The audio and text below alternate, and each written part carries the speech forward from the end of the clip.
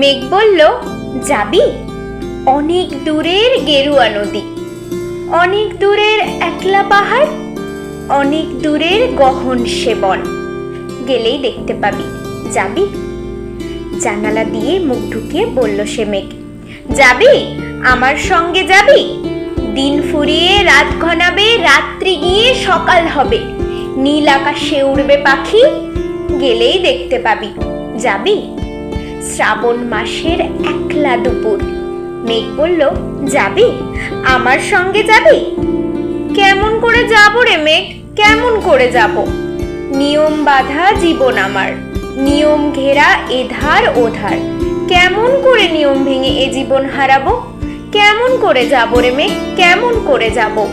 মেঘ বলল, দূরের মাঠে বৃষ্টি হব, সবুজ পাতায় পাতায় ভালোবাসা হয়ে ঝরব, শান্ত নদীর বুকে আনবো জলোচ্ছ্বাসের প্রেম, ইচ্ছে মতন বৃষ্টি হয়ে ভাঙবো, ভেঙে পড়বো।